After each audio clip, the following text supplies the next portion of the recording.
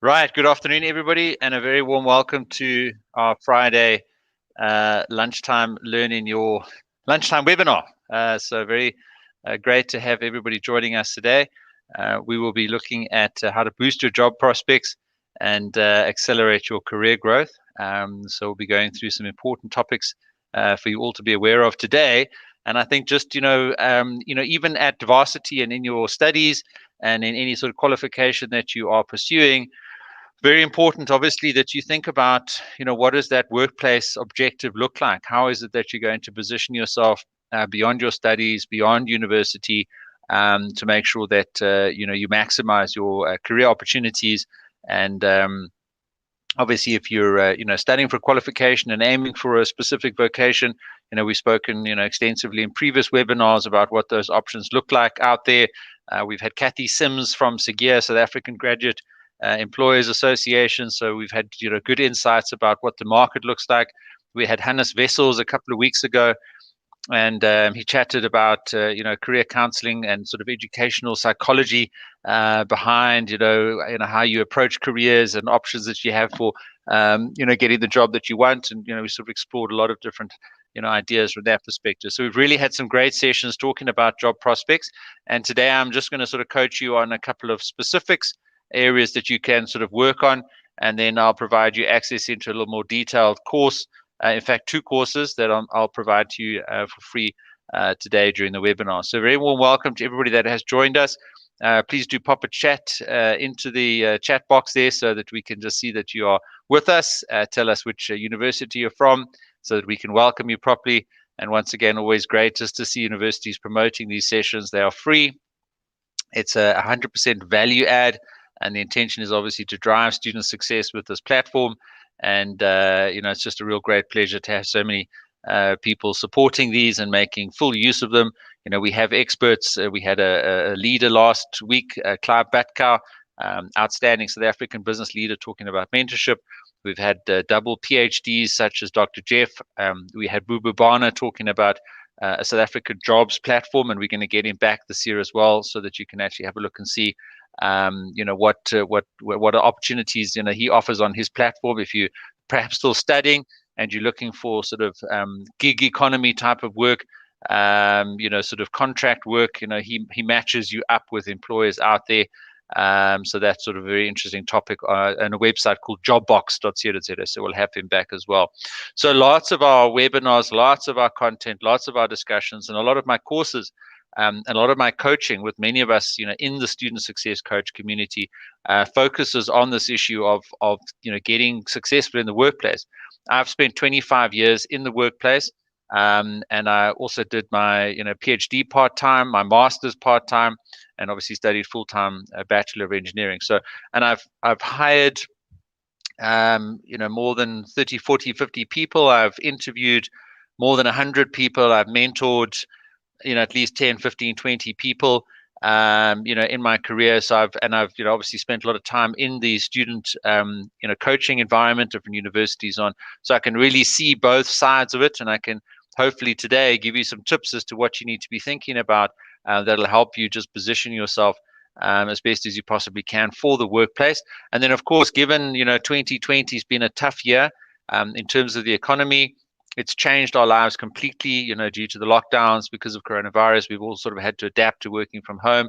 That's created mental health issues, stress, isolation, depression, anxiety. We had Melissa Ardendorf on a couple of weeks ago talking about those sorts of issues, really giving everybody some practical tips and tools to help you deal with those issues and sort of to make it through. So just really want to introduce this afternoon. If you've never joined us before, we go live, every Friday at 12 o'clock. Next week, I have lined up the South African Graduate Recruiter of the Year. That was the award that you won recently, Tracy Ashington. And we'll be talking there specifically about a little bit more detail about how you position yourself for an interview, and expanding on some of the topics that we'll go through today. So if you attend today, please make sure that you attend next week as well. And then you'll get it directly from her. And she'll give you some insights about what she sees in terms of, successful students getting out there and getting the job that they want, based on what those employers are looking for out there. So a very warm welcome, and I hope that you are warm. I hope that somewhere, wherever you are today, you are being kept warm at least. You've got the heater on nearby you, and you're ready to learn. And I firmly believe that the sort of nuggets and the insights that you get from these sorts of sessions, really can make such a massive difference in your career going forward. So let me just quickly welcome everybody. Anele, UP, doing honors in town and regional planning. Anele, great to have you. Kobedi, University of Pretoria, final year BCom, also maths there, fantastic. We got some great news this week. Two of my kids did very well in a WITS maths competition. So we have a big focus on maths in our house. So Sean Mabena, great to see you there mastering in maths. Okay, great, guys. Let's and Busisiwe, LLB student at University of Pretoria. Okay, great, guys. And also just remember, share these sessions with your buddies. Pass these on and just spread the word. I take an hour of my day. No one pays me for this. It's just the sheer gratification of being able to give back and support all of you. I had people helping me and mentoring me and supporting me, in my journey as a student. So I'm very keen to give back as much as I can. Mahesh, final year undergrad, BSc Human Physiology, Genetics, Physiology at UP. Happy to be here. Mahesh, happy to have you here. It's warming my heart that you are here and that all of you are here and that everyone just supports us. I've got Ledley from Pucker doing masters in nuclear engineering. Wow, fantastic. Okay, so very interesting subject there. I'm sure I did mechanical engineering. Connie's doing a certificate in sports science at University of Pretoria. Fantastic. So what we talk about, in these webinars and in my courses is not very faculty specific. We are aware, obviously, that there are differences between faculties and jobs and employers and industries out there based on what you're studying in your specific area of interest. Where I focus my coaching and courses and content is really, on the generic skills that you need to be successful as a student. And for today, in this webinar, it's going to be those generic skills that you need to think about to boost your job prospects. And in some instances, we will jump into the specifics around the individual careers and vocations and employers. Shannon forgot to mention that I got my master's in genetics. Shannon, well done. I'm glad you did mention that because I just knew that we had to have a master's in genetics on the session today. So Shannon, and by the way, guys, I'm looking for a few more podcast episode interviewees. So if you're keen to be on the Student Success Coach podcast, we have a weekly podcast, goes live every Wednesday early morning. Then I interview successful students that are in their journey already, educational leaders. So if you want to be on a podcast, please just pop a note in the chat there, and we can connect in our Facebook group. Best way is just to DM me. And if anybody needs coaching, I do a 30-minute coaching call for free. Just point you in the right direction. So that's the best place to get a hold of me. Then Rasitan. Hello, everyone. I have a bachelor and I'm a mechanical engineering. I recognize this name. You joined us last week, and I've added you into the Facebook group. So any of you that join into the Facebook group, I'll approve all of those this afternoon and give you lots of links to get more value from. Okay. And Aniki, hi, everyone. University of Pretoria, doing my honors in psychology. Okay, fantastic. So great that we've all introduced ourselves on a Friday afternoon, and it is officially the weekend. So that's why I do these after 12 on a Friday, because we, can still get a bit of value and some learning on Friday afternoon, but at least we got some nice weekend vibes going. So Aniki from University of Pretoria, doing your honors in psychology. Hope you and everyone else on the call today has a good weekend lined up. All right, so let's get into some learning. And just while we're doing that, I would really like it if you guys can please make sure that you join the YouTube channel. That's where you are right now as you watch this. But if you haven't subscribed, please do subscribe and switch on notifications for regular coaching tips on the YouTube channel. So all the webinars, and I get always the same question, are these recorded and available? They are absolutely all available on the YouTube channel. You could just go to exactly the same link that you clicked on to get into the live stream, and the recording will be there available for you.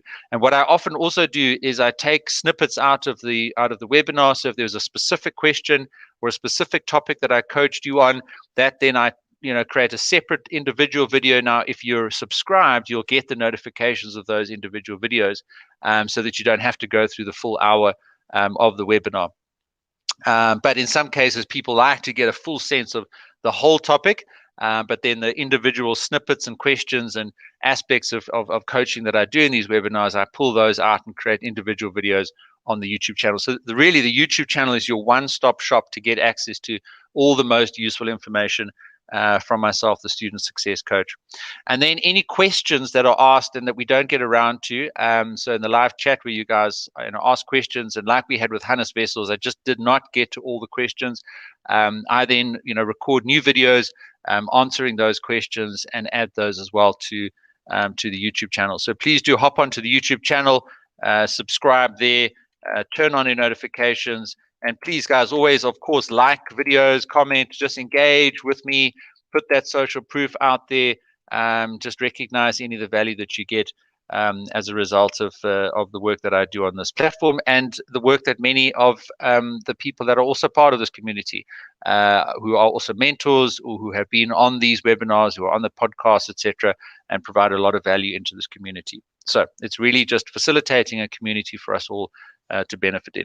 Okay, so what are we looking at on this picture here? And it's really just something that I want to get your mindset right, is that now you might be in a campus environment, you might be full-time, you might be part-time, but there's this constant interplay between the learning environment and the doing environment. And the doing environment, or the companies and organizations that you work for, and recognizing that a lot of people are not going to be in the office these days, we're all sort of working from home.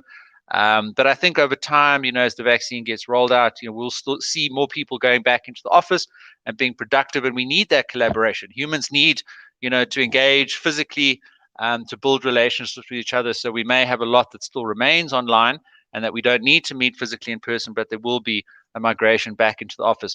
I want you to see this continuous cycle, because just as much as you need to, think about getting into the workplace and positioning yourself to be successful in the workplace, and that hopefully is one of your long-term goals, unless you're going to stay in academia permanently, which is obviously also fantastic. And there is a doing or an office component to all campuses and universities. There's an administration aspect, there's operations, there's people who work there to lecture and are academics, lifelong academics. I'm not saying that doesn't happen in campuses. It absolutely does.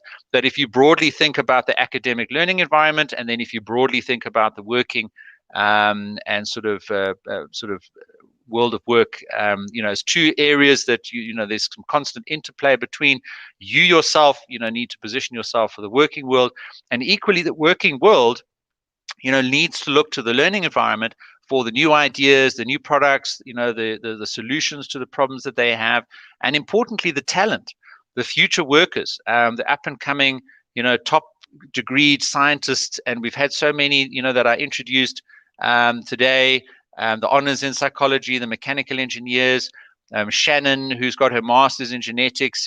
People are looking for you, for your skills, and we're going to talk about how you boost your job prospects. So it's just about knowing what to do and how to get in front of the right people in the right way.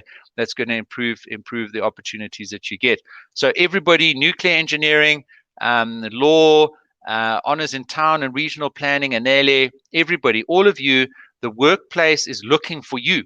They are looking for, I know, because I've been in the workplace for 25 years. And we spoke a couple of weeks ago with Kathy Sims, and we chatted, for example, about the fact that chemical engineering, maybe there isn't a massive demand for chemical engineers, but there is still a demand for the skills that chemical engineers have to learn at university. And that's an important mindset to have. So we actually, myself and Kathy, we coached one of the guys on the call. He said, I'm chemical engineering. What do I do? Can't get a job, etc. So we dug into his skills a little bit. And, even in the banking world, where I've spent sort of the bulk of my 25 years, a lot of the skills that he has are directly transferable into into the banking world. And this really just opened up his mindset to say, well, he might have been set on this mindset of having a chemical engineering degree and being a chemical engineer, but you can still apply the skills that you've learned in chemical engineering in a different industry to chemical engineering. And I really want to just open up your mind. And sometimes when the job market isn't so great and the economy isn't really pumping, you have to be a little bit flexible. And then you can still retain that chemical engineering passion by studying part-time and doing a chemical engineering master's or a PhD. So that's sort of partly what I did. I did a mechanical engineering master's, but by then I was already in consulting and IT and at Accenture. But I was just, very passionate about my field, and I still wanted to be connected to it and spend time working on it. And I wasn't going to get that in the industries that I was looking for jobs and that needed my skills. So, these are all the kind of things to think about as you look at this interplay between the world of learning and the world effectively of working. So I'm just going to walk through a couple of key topics, and you can see this sort of is unpacked in a little bit more detail in the course, Boost Your Job Prospects and Accelerate Your Career Growth. And the first one there is to think about what you do before you go into the world of work. And you really need to think about making a professional entrance into that, into the world of work. And it starts today. It actually started 5 years ago when you started posting on Facebook and Instagram and social media, which, as we've become very much aware of in the last number of years, is your internet footprint, and is something that you need to be extremely conscious of and aware of, that prospective employers are going to be looking at your internet footprint. So just be very wary of what you do post on social media. And yes, it is a private account that you have, and yes, it would be limited potentially, and you may have a disclaimer there, but you must just recognize that once you build up a longer term association with an organization, then the link between you and that company becomes harder and harder to distinguish between you and the organization. And so automatically there is an association. So even on my Facebook account, I mean, I've been at FNB for 10 years, and everyone knows I work for FNB, and people often ask me for help if they have a problem with their account or their credit card or whatever, and I'm always very willing to help people and to sort out issues. But I need to constantly be aware of that. And even in a private social media environment, I still am strongly associated with FNB. I've got to be aware of that in everything that I post. So by all means, I can post, social pictures about my family and what I'm doing on the weekend, etc., etc. But I must be very much aware of not bringing in, the brand of FNB into any kind of disrepute, because that would be damaging to both FNB and to myself. So point I'm making here is that as you start moving into this world of work, be very much aware of your social media presence and internet footprint that you've already been creating. And it's not that it just starts once you get a job, that you then need to be careful about what you post. So maybe an action from today is just go and review your Twitter timeline, your Facebook feed, Instagram, TikTok, whatever it is that you use. And I'm aware of a lot of students who have actually been getting off social media, and I 100% support that. It can waste a lot of time, but if there is one or two platforms that you're quite active, just go back and look at those posts through the eyes of an employer. And I'm just going to drop a few comments in from the course, so that you can see the comments that people have been making. And a common comment that I get back is that just it's good to get a reminder of how important it is to manage your social media presence. Okay. So go clean that up, just as a strong suggestion. And then what I do in the course, and what I'm going to touch on just now, is a fantastic tool for CVs called Novo Resume. Now, I get asked a lot about CVs and how to put together CVs, and the importance of CVs, etc. Now, Novo Resume is a cloud-based service, and you can take some action today. We're all about action. And I would ask you, and I take you through this in the course. So if you do the course, you'll take action as part of completing that course anyway. And in the course, I give you a demo, but go onto novoresume.com and just create a free account there. And it's not a paid service. It's absolutely free. Elon Musk actually uses it to create his CV. And I tell you what, if Elon Musk can get his CV down onto the 2-page sort of format that Nova Resume provides, then all of us can do that. And I think what Nova Resume offers you is just a really awesome way of laying out your CV in a highly graphical, highly engaging way. And really, that's part of positioning yourself and making a professional entrance into the world of work, is really to start marketing yourself and positioning yourself through your CV. Now, of course, you may be going through an agency and they may have a standard Word format template that they use, with the companies that they service. And of course, if that's the sort of required format, then you should use that. But my strong advice to you would be just to hop onto Nova Resume. And it's very easy.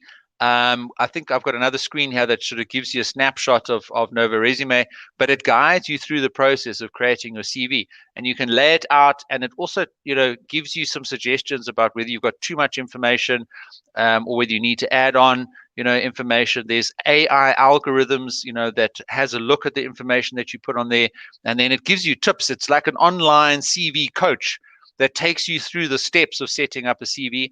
And in the course, I do a demo of my own Nova Resume CV that I keep loaded up on there. So very powerful tool there, Nova Resume. Just take some action afterwards. I don't know if Mahesh got sorted. No worries. I've had some tech issues with some other sessions this morning. That's the joys of working from home. But Mahesh, maybe just, I don't know, click off, log back in. Everybody else seems to be absolutely fine for now, but let us know how you go. All right. Then in the course, also talk about giving your best interview ever, be the standout candidate, and then also start your career by choosing your employer, find a mentor, making a contribution. So you must recognize, as I said earlier, that you have lots of value to offer. You don't have to take the first job application that you get. You can, by all means, go and target the organizations and the industries that you want to go and work for. And in actual fact, that is a confident mindset that you should have, which will translate into a much better interview and engagement style that you'll have with those organizations. So as we were saying, carefully manage social media and internet information.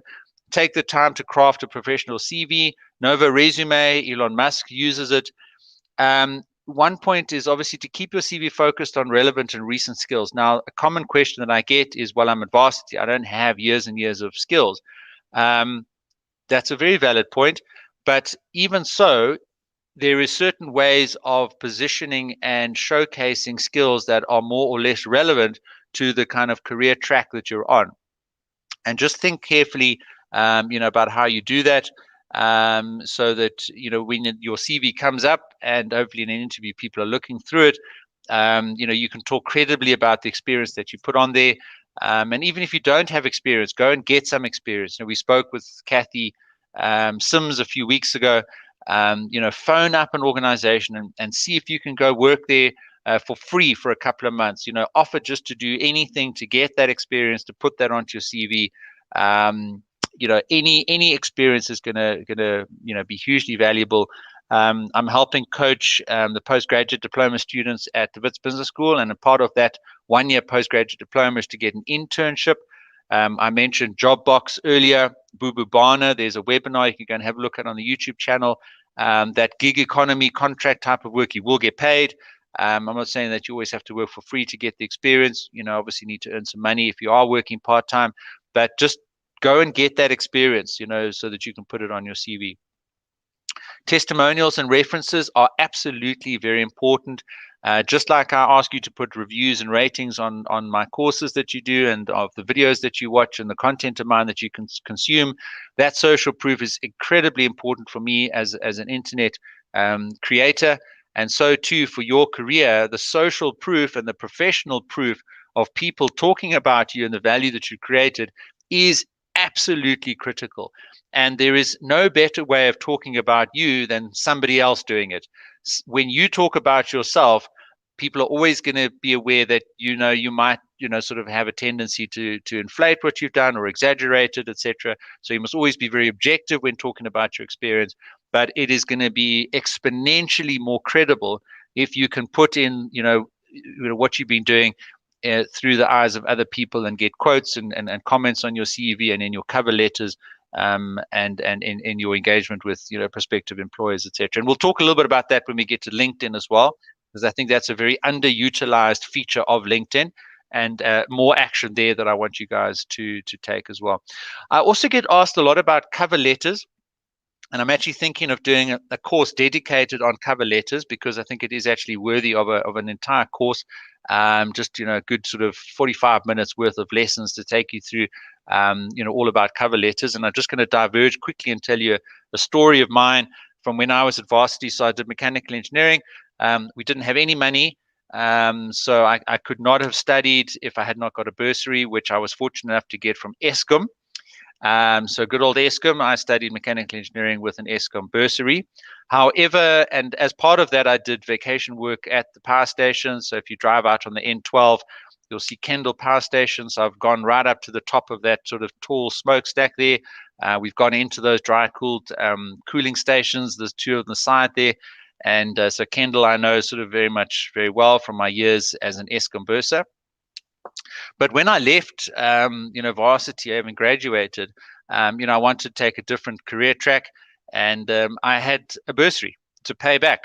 Now, obviously, I was going into the working world, but I needed. At that time it was 150,000 rand, and that was back in 94, 95, 96, 1997. So 152,000 rand. I can still remember seeing the letter from Eskom, 152,000 rand that I owed them back in 1997. So you can do the maths and work out what that is in today's money. And obviously they paid for everything. So they paid for tuition, they paid for accommodation, they paid for books, everything. So it built up over the 4 years. So I then went through the list of all the recruiters, all the companies that were on campus, and the engineering department used to issue a little booklet. I don't know if they still do that, but I came up with 70 companies that had been on campus or were recruiting engineers, and I wrote to all of them. So I wrote 70 cover letters, and this is the point that I want to make about cover letters. A cover letter is specific to the job or the manager or the company that you're approaching. A CV is generic, and you'll have a standard version of your CV, and I suggest that you create one on Nova Resume.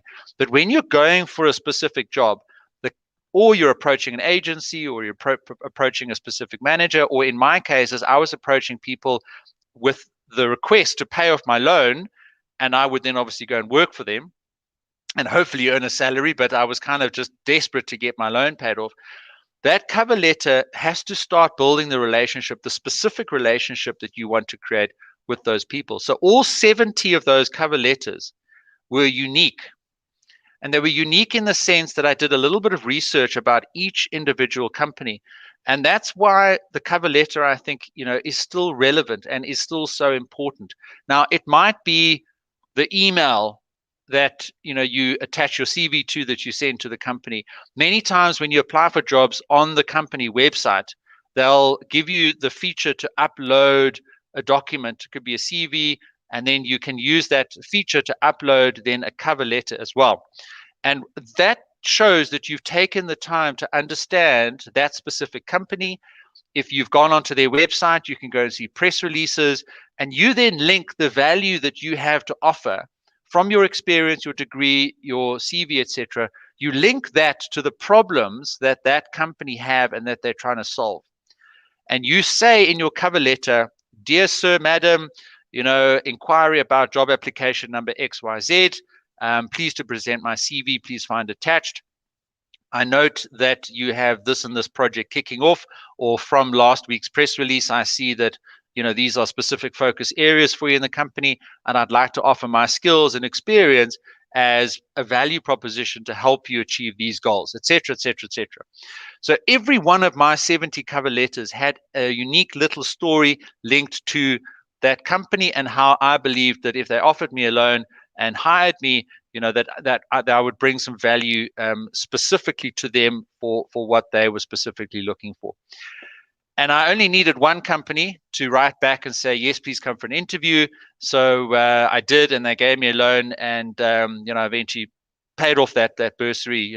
And today that person that interviewed me is a vice president of Procter and Gamble for the whole of Europe.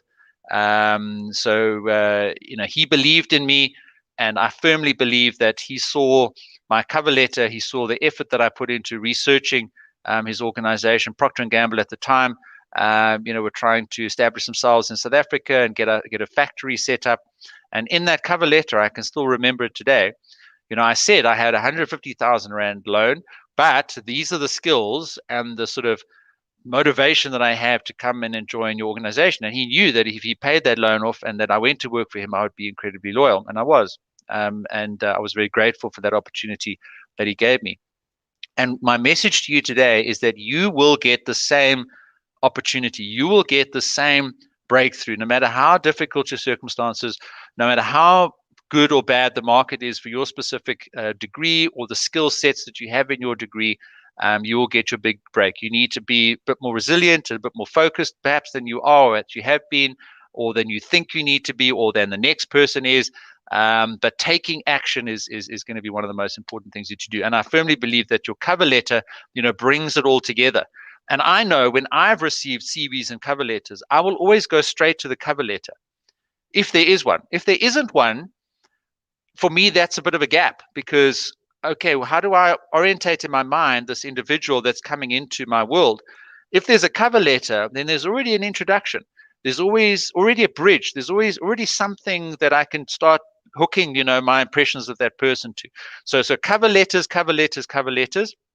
And maybe just put a note in the chat if you think a course on cover letters would be useful, just to coach you on that, give you a little bit more insights about my experience of cover letters, both in terms of writing them and receiving them over the years, and how you can use cover letters to be more successful. Okay, so that was a bit of a diversion. Let's get back on track now. And please, guys, any specific questions about boosting your job prospects, about careers, about CVs, about Novo Resume, about my story, always happy to be vulnerable and authentic.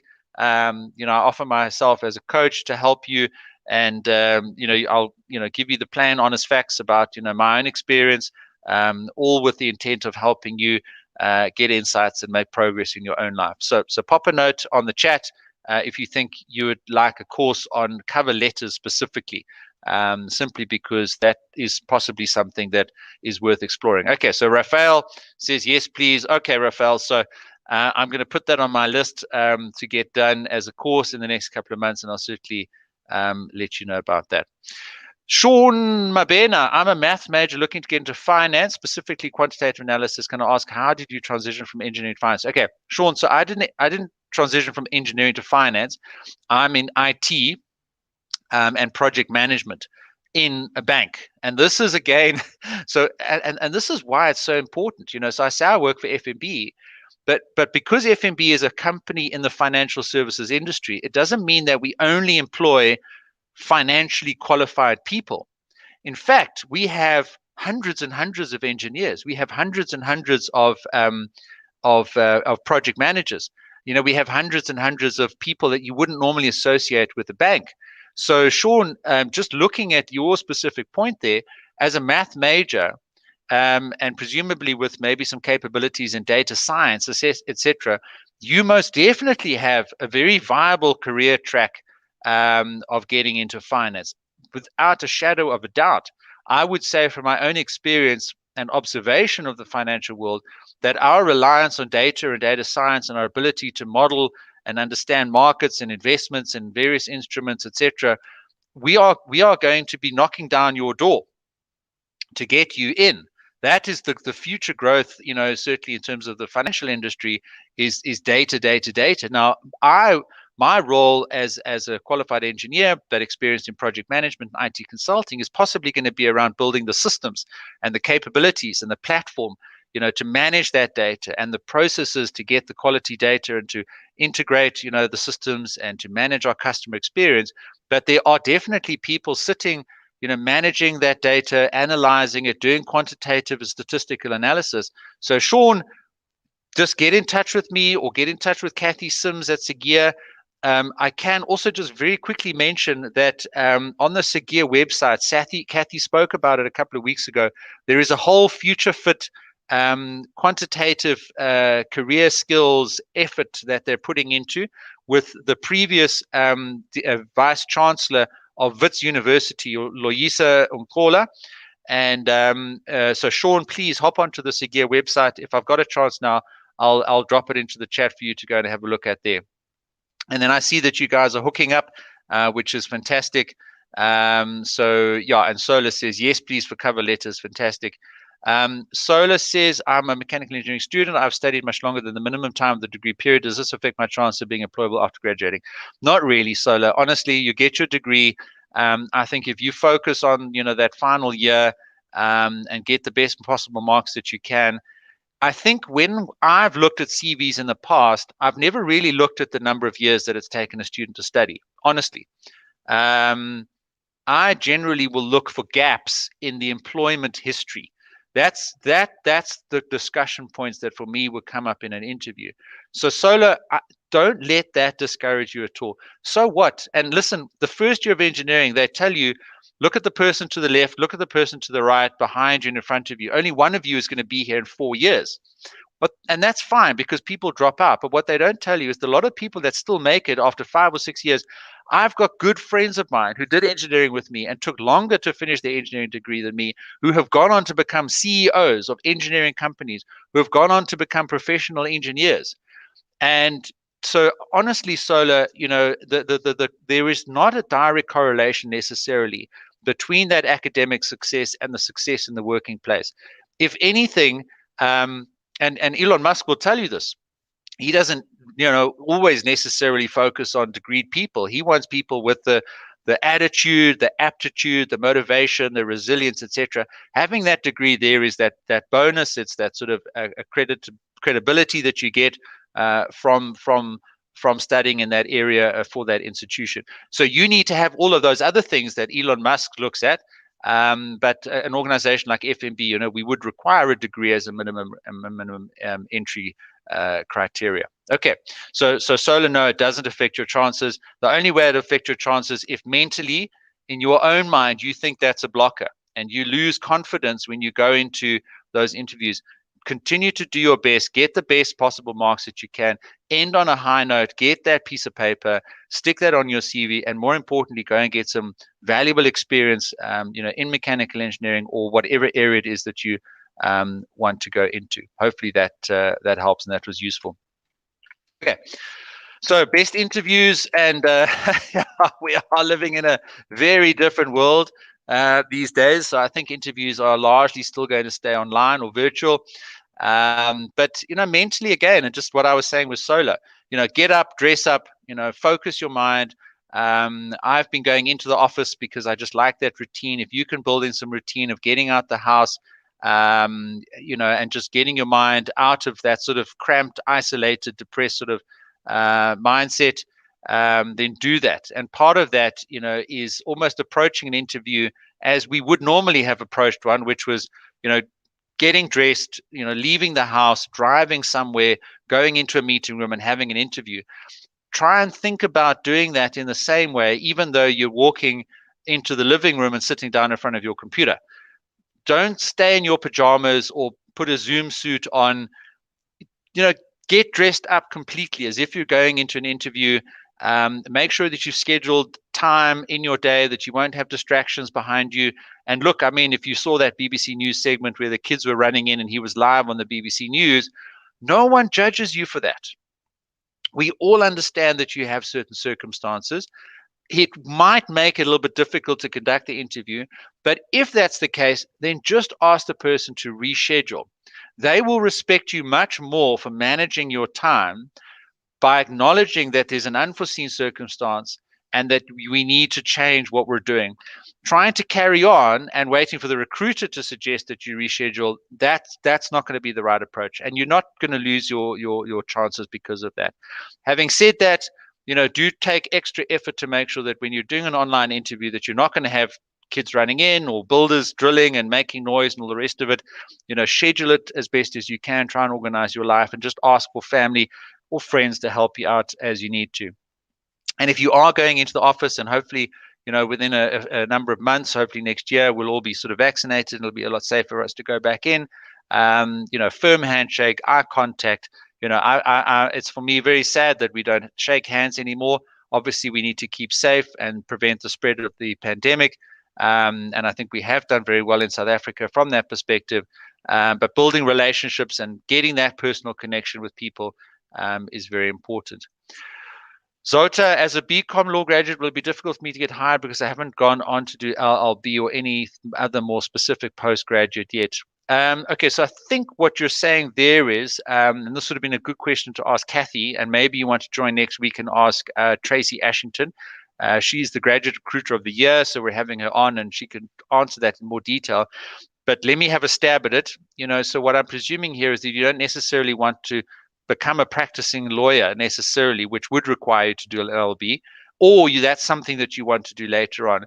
My answer to you would be that BCom gives you a number of modules and a number of skills and a broader skill set that most definitely would enable you to get hired. And I mean, my sense is we most definitely at First Rand that's the type of CV that we would be very interested in, because remember, a lot of what you learn in law is not only required in the courtroom or to litigate or to settle matters.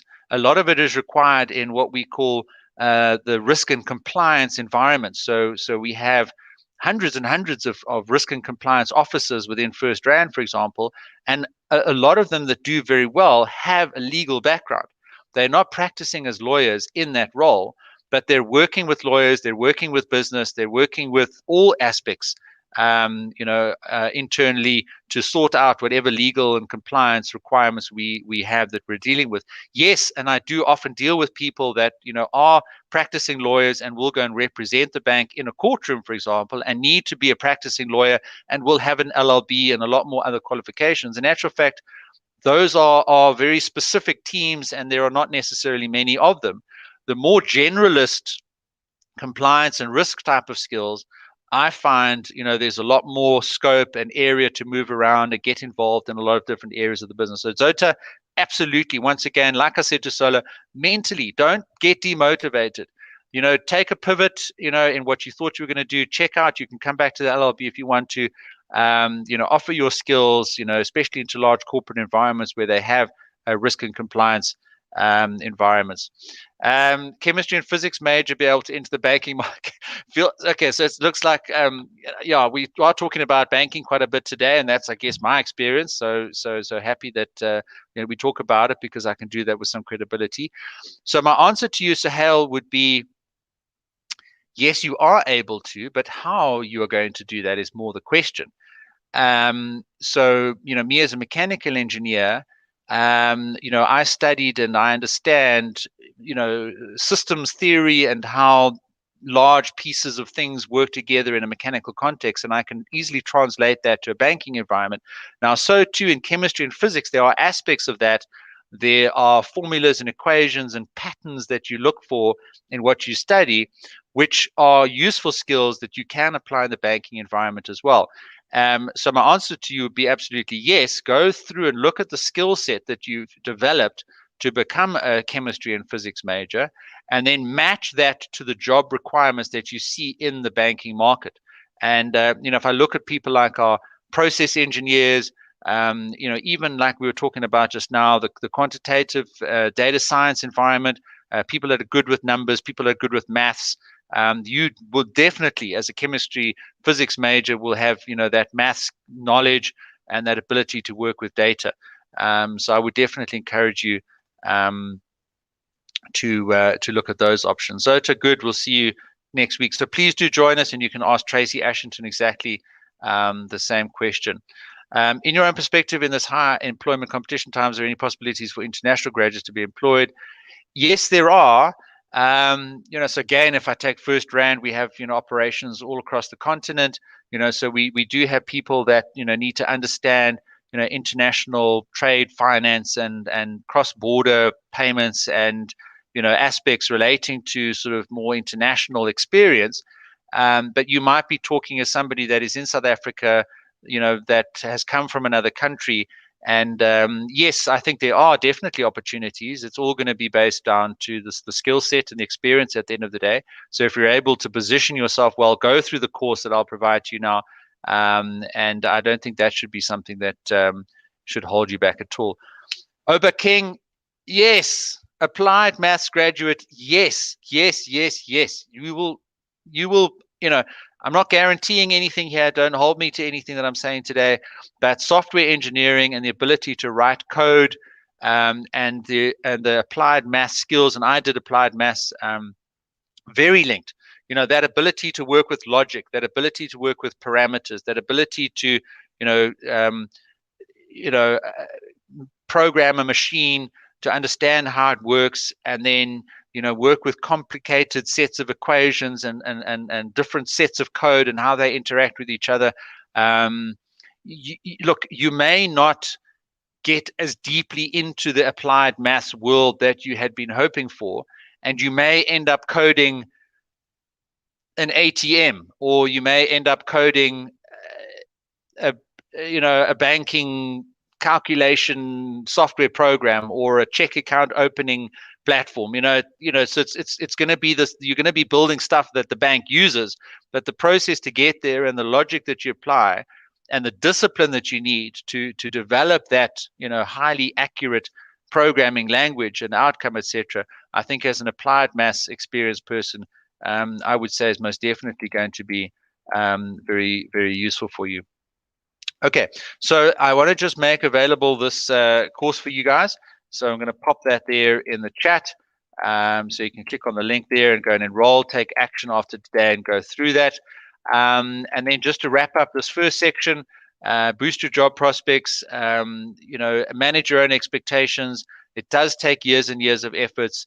And then also, you will get your big break. We did speak through that in terms of my own experience. So there's the course that I provided for you. Improve your job prospects and accelerate your career growth. Learn how to get the job you want and build your career using practical skills and techniques to help you succeed. So free access today, link in the chat there. And there's a couple of the reviews there. Barak says, this is exactly what I needed as I prepare to enter the job market. Thank you, Peter. Good match, very informative, especially the LinkedIn. Did not take it seriously, but now the significance of the platform. And then Matibula says, I had no clue how to write or structure my CV. I've learned to write my CV in an attractive way, and Nova Resume makes it easy to do so. So there's a bit of an affirmation of Nova Resume. Now, what I wanted to provide to you all today was a fairly recent course of mine that I think is also very important, because today, while we're talking about positioning yourself from a skills and experience point of view, I think once you get into the job market, absolutely critical that you have communication skills. And in this course, I take you through, learn a high impact communication skills for emails, group messaging, online meetings, social media, and verbal communication.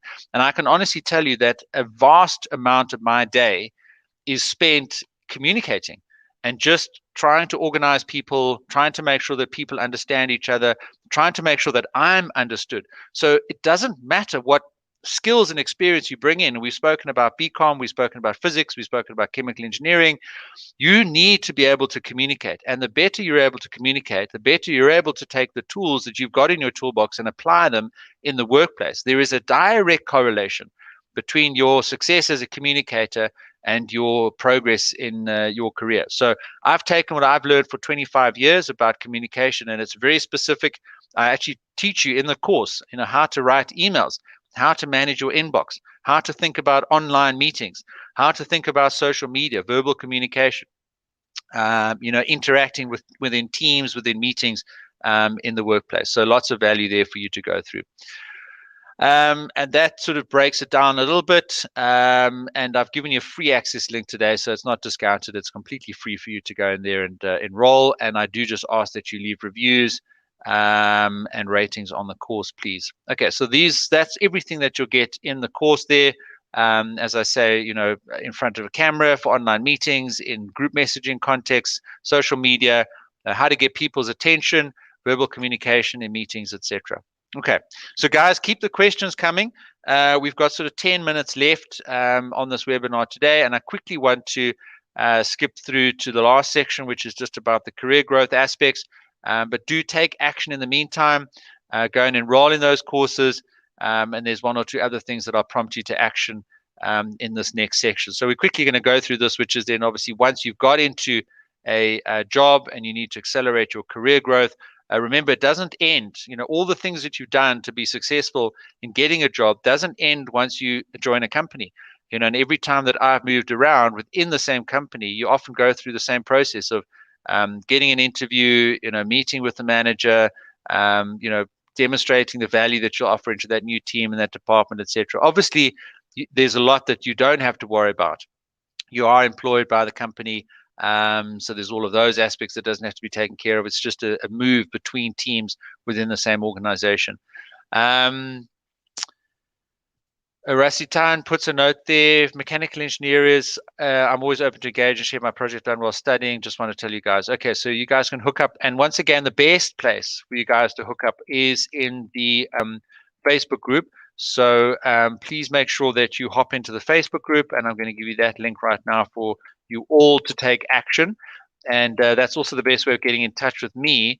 And what I can ask every week is that if anybody would like to be mentors, we have a mentorship program running in the Facebook group. We have actually 5 mentors available in there right now that are available using Facebook to get in contact with you, and thereafter for you to manage your sort of interaction as you go forward in that mentorship arrangement. But if anybody on the call today wants to actually be a mentor, then I'm really would like you to sign up in the Facebook group. It's very easy. As you go in there, just click on that mentorship button at the very top of the Facebook homepage, the group homepage, and you can go and see there everything with regards to mentorship. Okay, so career growth, career progression. Just remember, you're not going to get every promotion you go for, but keep believing in yourself. Just like we've said just now, you might have had this aspiration to finish your degree in 4 years. You end up finishing in 5 years. When you look back, it's really not going to matter that much. It's the mental discipline. It's the resilience that you need to stay focused. It's the communication skills that you need to have. It's the adaptability that you have. It's the approach that you take, to all the opportunities that you get. Those are the things that are going to make the biggest amount of difference. And a couple of these things over here, have a good relationship with your boss, of course. Work as a team player first. When you come into organizations, especially like FMB, we want team players. We want, obviously, you to be successful as an individual in your own right, but you'll add more value in your career as a team player first, and then secondly as an individual. Hard work and patience. And then the last point there, get recommendations from people in LinkedIn. If you have not set up a LinkedIn account yet, please do that. Take action from today. And it's part of the course. I show you in the course my own LinkedIn profile and how you can set yours up. And there is a great feature in LinkedIn to get recommendations.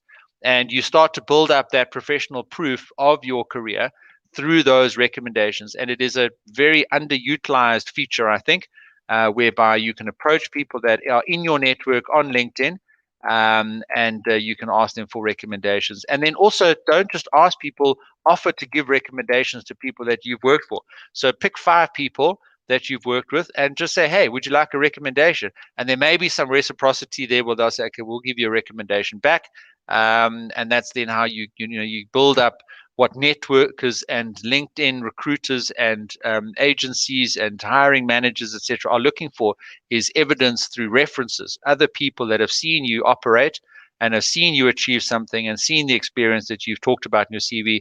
If they hear that from somebody else, it's got a lot more credibility. So you don't wait for your CV to get those recommendations. Whenever I've had to type up my CV, I always go into my LinkedIn recommendations, and I just copy paste references out of my LinkedIn recommendations, because that's my little database of all the recommendations and the referrals that people have done for me over the years. Time management. So we've had entire webinars here on this channel about time management and getting things done. And there are a couple of courses, and we learn about burning your boats and about Kanban. And you can actually see in the Facebook group, if you come in there, we've got a couple of topics called Burn Your Boats. And if you need to be more focused, I teach you how to burn your boats by committing to the rest of the group, what tasks you're going to complete by the end of the day. We had a very popular webinar a few weeks ago about that, and I actually shared a couple of the examples of what other people had done to burn their boats in the Facebook group. And if you just browse the YouTube channel here, you'll find that webinar, and you'll find a couple of snippets from that webinar of what other people have done to burn their boats and so manage their time and get things done better, which is a vital aspect of accelerating your career growth. We want team players, communicators, and people who can get things done. And getting things done is often in spite of the friction and the bureaucracy and the departmentalization of large organizations.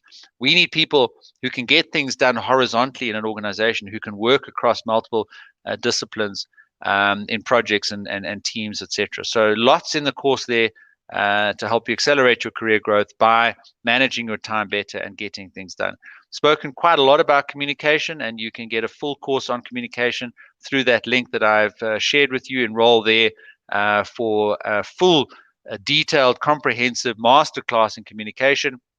But even just in this course, I do talk briefly about the importance of communication, a little bit more in the context of managing conflict, because you will have conflict with coworkers.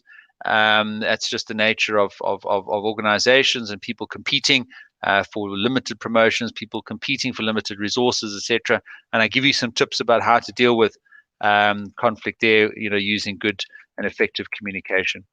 And then last sort of important topic, your network. That, as I say today, set up your LinkedIn profile, or at least today, send 5 people a request for recommendations, or offer 5 people to give recommendations. Start building up your network and managing that network inside LinkedIn. Start that process today.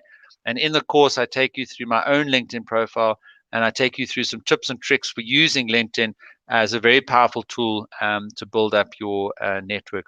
All right, guys, we're coming to the end of it. So a few more minutes, just if you want to pop a note there and let me know if this was useful today.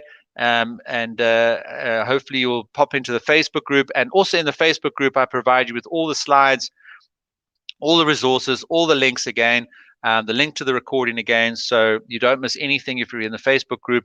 Please do join us in the Facebook group. And of course, as I said earlier, make sure that you join and subscribe the YouTube channel and switch on your notifications so you get all the updates and additional videos that I put out there. And those of you that are interested, there is a mailing list, so that'll be sort of a regular update from myself when there's articles and new courses available. I'll put those out into the mailing list there.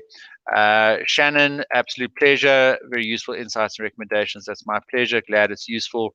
If you're doing my courses, Shannon, please make sure that you leave a rating and a review and like the videos. It just helps me as a coach to keep doing this and making it sustainable and reach more people. And there, as I promised, my own LinkedIn profile. You'll get a full walkthrough of that in the course, as well as a demo of LinkedIn and how that works. And that should then help you quite a bit as you develop and build up your network and use LinkedIn to manage your network, which I think is something that will be very good for your career growth at a later stage. So don't delay. Get that done as soon as you possibly can. And you'll realize just how powerful LinkedIn really is once you started to use it effectively. And you'll realize that there are recruiters on there, there are jobs on there, there are people that have similar interests to you, facing similar challenges, groups. It's the professional equivalent of Facebook effectively, that you can use to collaborate and network with other people. So absolutely critical that you go through there. And then, as I mentioned, if any of you are keen to become a guest on the podcast, the Student Success Coach podcast, I put the link there to the actual podcast. You can go and check out some previous episodes and let me know if you are keen.